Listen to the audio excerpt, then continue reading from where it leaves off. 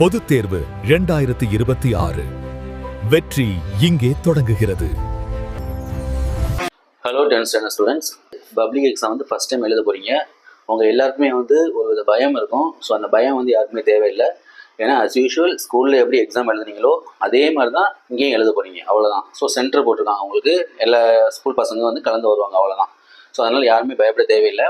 So இந்த video வந்து mainly for slow learners and then English மீடியத்தில் படிக்கிற பசங்க வந்து தமிழ் எழுதுறதுக்கு ரொம்ப கஷ்டப்படுவாங்க, அவங்களுக்காக. அண்ட் தென் ஸ்பெல்லிங் மிஸ்டேக் நிறைய விடுவாங்க இல்லையா, ஸோ அவங்களுக்காக தான் இந்த வீடியோ. ஸோ ஈஸியாக வந்து எப்படி 50 மார்க் வாங்கலாம் அப்படிங்கிறத நம்ம இந்த வீடியோவில் பார்க்க போகிறோம். ஓகே, நம்ம வீடியோவுக்கு போகிறதுக்கு முன்னாடி நம்ம சேனலுக்கு சப்ஸ்கிரைப் பண்ணாதவங்க சப்ஸ்கிரைப் பண்ணிக்கோங்க, உங்கள் ஃப்ரெண்ட்ஸுங்க ஷேர் பண்ணுங்கள். ஃபஸ்ட்டு பார்த்தீங்கன்னா உங்களுக்கு தெரியும் ஒன் வேர்டு 15 ஒன் வேர்டு இருக்கும். ஸோ அந்த 15 ஒன் வேர்டில் வந்து 3 ஒன் வேர்ட்ஸ் இன்டீரியர் கேட்பாங்க, ரிமைனிங் 12 வந்து புக் பேக் தான் கேட்க போகிறாங்க. ஸோ எல்லா இயலுக்கும் உள்ள ஒன் வேர்டுக்குள்ள தரவா நீங்கள் வச்சுருந்தீங்க அப்படின்னா கண்டிப்பாக இந்த 12 மார்க் நீங்கள் வாங்கிடலாம்.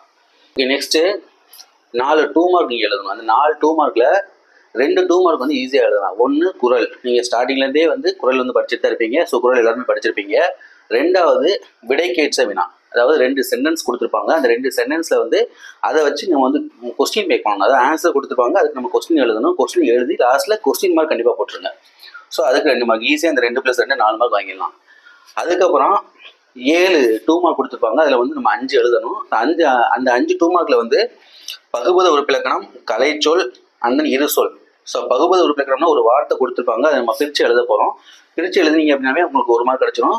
அந்த பிரித்து எழுதின பற்றி பகுதி எது விகுதி எது பிரித்து எழுதும்பொழுது அதுக்கு 1 மார்க் கிடைக்கும். அடுத்து கலைச்சொல், இது புக்கில் தான் கேட்பாங்க. ஸோ 2 கலைச்சொல் கொடுத்துருப்பாங்க, 2க்கு நீங்கள் மீனிங் எழுதினீங்கன்னா 2 மார்க் கிடைச்சிடும். இருசொல், இப்போ கொடு கோடு அப்படி 2 வார்த்தை கொடுத்துருப்பாங்க, அந்த 2ஐயும் வந்து ஜாயின் பண்ணி நம்ம ஒரே சென்டென்ஸாக வந்து மேக் பண்ணணும்.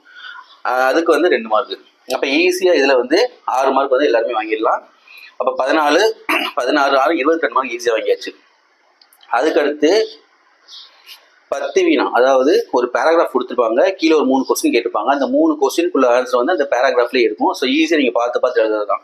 அப்போ ஈஸியாக இதுலேயும் 3 மார்க் எல்லாருமே வாங்கிடலாம். நெக்ஸ்ட் மனப்பாடப்பாட்டு. ஸோ மனப்பாடப்பாட்டு வந்து நீங்கள் ஸ்டார்டிங்லேயே படிச்சிருப்பீங்க. முதல் 5 7க்கு நீங்கள் படித்தா கூட போதும், கண்டிப்பாக அதுலேருந்து ஒரு மனப்பாடப்பாட்டு வந்துடும். ஏன்னா எதிராக சாய்ஸ் தான் கேட்பாங்க. ஸோ அதனால் அதுலேயும் ஈஸியாக 3 மார்க் வாங்கிடலாம். அதுக்கடுத்து அலையீட்டு வாய்ப்பாடு. அலையீட்டு வாய்ப்பாடு ரொம்ப ரொம்ப ஈஸி. சீர் அசை வாய்ப்பாடு, இது 3 தான் எழுத போறீங்க. சப்போஸ் உங்களுக்கு இதில் ஏதாவது டவுட் இருந்துச்சு அப்படின்னா இதுக்கு முன்னாடி நான் ஒரு வீடியோ போட்டிருக்கேன் அலையீட்டு வாய்ப்பாடுக்கு, அது எப்படி ஈஸியாக வந்து புரிஞ்சுக்கிறது அப்படிங்கிறதுக்கு. அந்த வீடியோ பாருங்கள். வீடியோக்குள்ள லிங்க் வந்து நான் டிஸ்கிரிப்ஷன் கொடுக்குறேன், பார்த்துக்கோங்க. ஸோ நம்ம சேனலுக்கு சப்ஸ்கிரைப் பண்ணாதவங்க சப்ஸ்கிரைப் பண்ணிட்டு பாருங்கள். அதுக்கடுத்து கடிதம். ஸோ கடிதம் பார்த்தீங்கன்னா 5 மார்க். நான் இதில் வந்து 3 மார்க் கொடுத்துருக்கேன். ஏன் 3 மார்க் அப்படின்னா, ஒரு சிலர் அந்த கடிதத்தில் கண்டென்ட் எழுத தெரியாது. ஸோ அவங்க வந்து எப்படி ஈஸியாக 3 மார்க் வாங்கலாம் அப்படின்னா, ஃபஸ்ட்டு அனுப்புனர், பெறுநர், பொருள், இந்த 3ஐயும் நீங்கள் ஃபஸ்ட்டு எழுதிடுவீங்க. அடுத்து இப்படிக்குன்னு போட்டு எழுதுவீங்க. அதுக்கடுத்து கீழே உரைமேல் முகவரி. ஸோ இதை மட்டும் நீங்கள் எழுதினாலும் போதும், இதுக்கு வந்து கண்டிப்பாக 3 மார்க் கிடைக்கும். இடையில உள்ள கண்டென்ட் எழுதுறீங்களே, அதுக்கு தான் வந்து 2 மார்க்.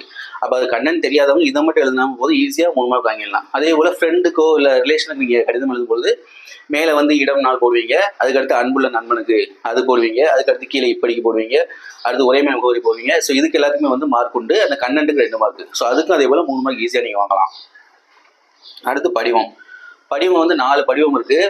இந்த 4 படிவத்தில் வந்து இந்த தடவை வந்து நூலக உறுப்பினர் படிவம் இருக்கு இல்லையா, அது வந்து கேட்கறதுக்கு அதிகமான சான்சஸ் இருக்குது. ஸோ அந்த படிவத்தை வந்து நல்லா பார்த்துக்கோங்க. ரிமைனிங் படிவம் அப்படின்னா இது ஈஸி தான்.